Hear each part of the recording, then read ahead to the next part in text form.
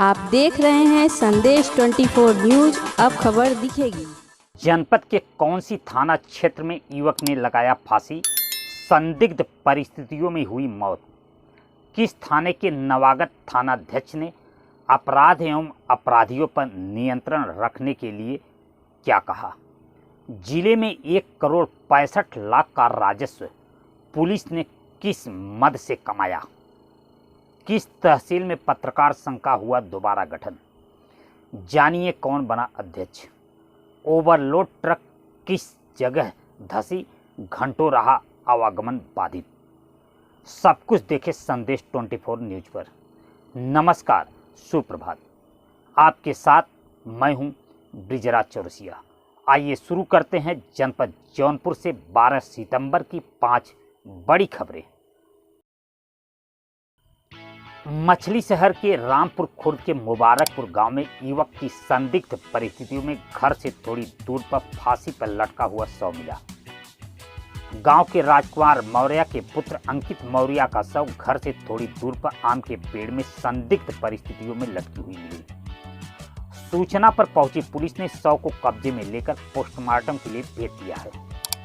मामले में मृतक के पिता ने अपने एक रिश्तेदार के विरुद्ध तहरीर दिया है।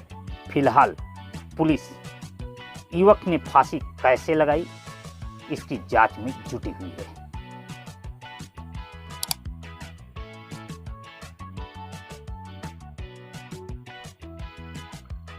जौनपुर पत्रकार संघ के केराकत तहसील इकाई की बैठक बेहड़ा गांव में रविवार को संपन्न हुई, जिसकी अध्यक्षता तहसील इकाई के अध्यक्ष अमित सिंह की अध्यक्षता में हुई, जिसमें सर्वसम्मत से अमित सिंह को दोबारा अध्यक्ष मनोनीत किया गया।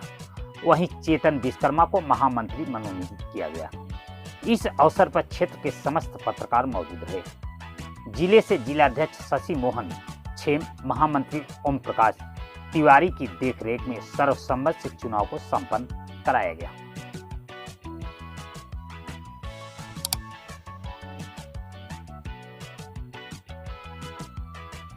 जिले के एसपी ग्रामीण त्रिभुवन सिंह रविवार को बरसठी थाने पर पहुंचकर नीलामी के लिए पड़े वाहनों की जांच किया और नीलामी के बाद बचे वाहनों को थानाध्यक्ष रामसरी गौतम को निर्देशित किया कि सूची बनाकर जिले पर भेजा जाए, जिससे बचे हुए वाहनों को भी नीलामी में लिया जाए।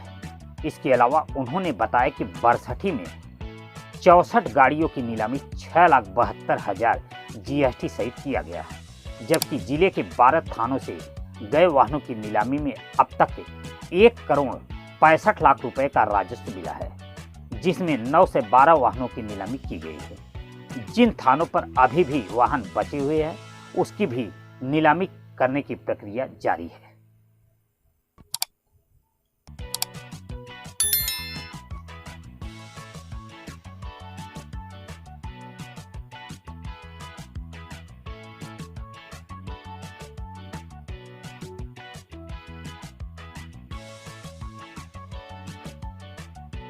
बरसठी विकासखंड के गोपालपुर गांव में ओवरलोड ट्रक सड़क के पटरी में धंस जाने से कई घंटे तक आवागमन रविवार को बाधित रहा।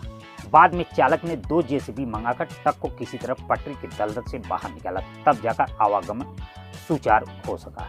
रविवार की दोपहर एक ओवरलोड ट्रक निगोह की तरफ से मीरगंज की तरफ जा रही थी। गोपालपुर के पास दूसरे वाहन को पास देने में पटरी पर उतर गए और मिट्टी में धंस गई।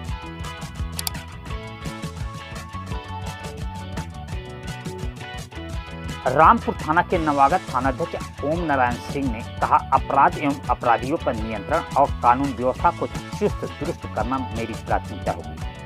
श्री सिंह रविवार को मीडिया एवं अखबार नवीसों से रूबरू होकर उक्त बातें कर रहे थे। उन्होंने कहा कि अपराध को रोकने के लिए सर्वप्रथम हम व्यापारी बंधुओं की बैठक कर उनको अपनी अपनी दुकानों में CCTV कैमरे लगवाएंगे। ऐसे व्यापारी जो आभूषण की दुकान चलाते हैं अथवा बैंकिंग कार्य करते हैं, उनसे प्राथमिकता के आधार पर कैमरे लगवाए जाएंगे, जिससे लूट या अन्य आपराधिक वारदात नहीं हो सके।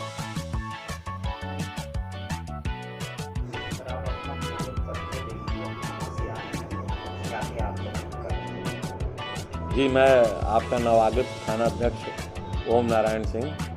मैं अभी SOG प्रभारी था और उसके पहले आपके जनपद में महाराजगंज मुंगरा बादशाहपुर, जलालपुर, चंदवक जैसे थानों पे थानाध्यक्ष रहा और आप सबकी सेवा शांति व्यवस्था के लिए यहाँ आया हूँ।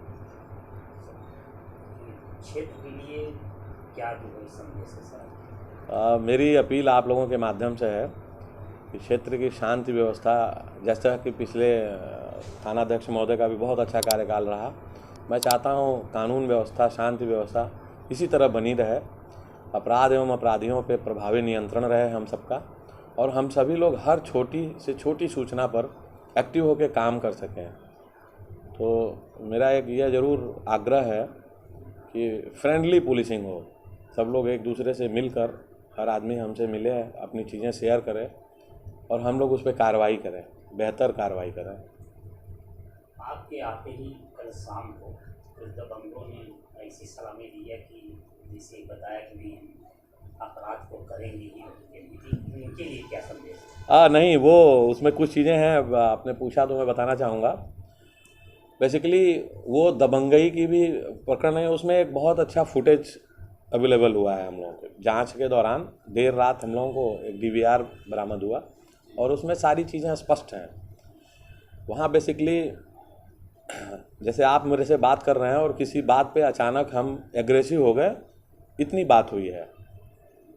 बाकी मैं मौके पे भी गया था, हमारी जांच अधिकारी और जांचकर्ता के प्रयास से उसमें उल्लेखनीय चीज़ मिली है और वो इलेक्ट्रॉनिक एविडेंस है। जैसे वहाँ कोई दबंगई या जानलेवा हमला इस तरह का वो नहीं है। हाँ, वहाँ एकदम स्पष्ट रूप से दिखाई दे रहा है। मैं आपको भी बताऊंगा, अपने वक्तव्य के माध्यम से भी बता रहा हूँ। और वहाँ पे बैठ के किसी बात पे जो भी उन लोगों का डिस्कशन हो रहा हो, अचानक वो उग्र होते हैं, आवेशित होते हैं और उसके बाद उनसे विवाद हुआ है। चलिए सर, मान लिया जाए कि ये मामूली बातें थी, लेकिन अगर ऐसे अपराधों में आपका क्या संदेश आता है? नहीं, मेरा देखिए, मैं जैसे ऑल ऑफ सडन ये कोई इंटेंशन से या कोई प्राइमा फेसी इस तरह का कोई वो नहीं था जो कोई जा करके सीधे कोई अपराध करने के उद्देश्य से गया। कोई आप बैठ के या कहीं आप बातचीत कर रहे हैं और वो अचानक एग्रेसिव हो, कोई चीज़ अच्छी न लगे, वो कंडीशनल क्राइम है, उसे आप प्री प्लान क्राइम नहीं कर सकते। ऐसे चीज़ों को आप अपराध से अलग रखिए। ये हम अपने घर में बैठे हैं, हम अचानक कोई बात कर रहे हैं, फिर हम उससे मेरी कोई इस तरह की हिंसा या कोई इस तरह की वो होती है। वही कहने का मतलब है। तो ये मेरा एक, मैं इस अपराधियों के लिए क्या, ये अपराधी कोई आपराधिक गतिविधि ऐसा करता है, देखिए, तो उसके लिए क्या संदेश है आपके द्वारा?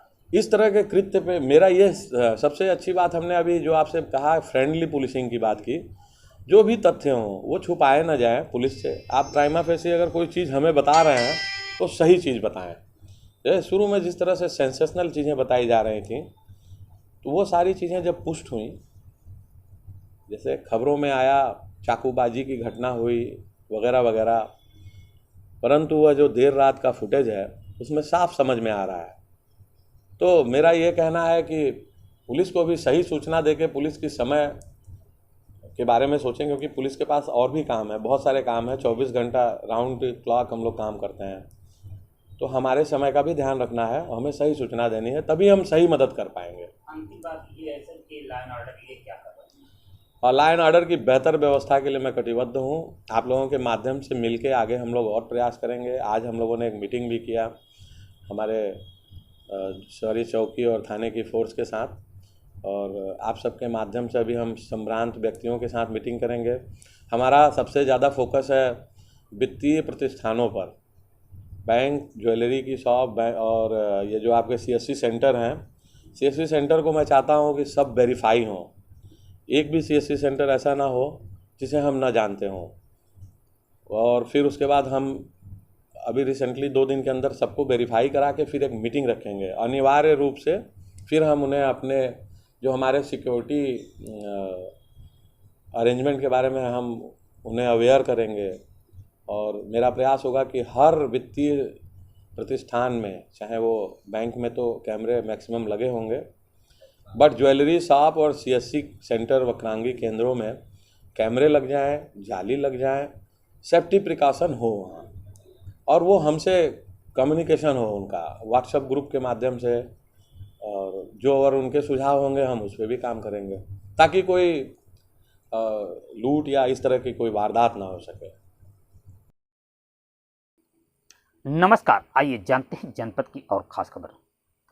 खेतासराय में रविवार की शाम जौनपुर शाहगंज मार्ग पर मनिच्छा बाजार के निकट बाइक से घर लौट रहे युवक ईसा पुत्र मूसा निवासी मोहल्ला जोगियाना की ट्रक की चपेट में आने से मौके पर दर्दनाक मौत हो गई। सूचना पर पहुंची पुलिस ने शव को कब्जे में लेकर पोस्टमार्टम के लिए भेज दिया है। केराकत कोतवाली के बेलाव गांव की गोमती नदी में मछली मारते समय पैर फिसल जाने से 52 वर्षीय एक वृद्ध पन्नालाल प्रजापति की नदी में डूब जाने से मौत हो गई। बताते हैं कि मछली मारते समय पैर फिसल जाने से नदी में चले गए और वह डूब गए।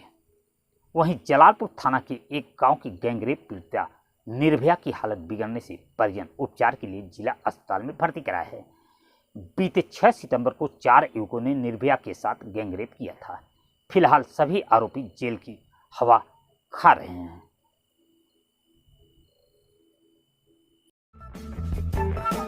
न्यूज अच्छी लगी हो तो कृपया चैनल को लाइक, सब्सक्राइब एवं बेल आइकन को दबाएं।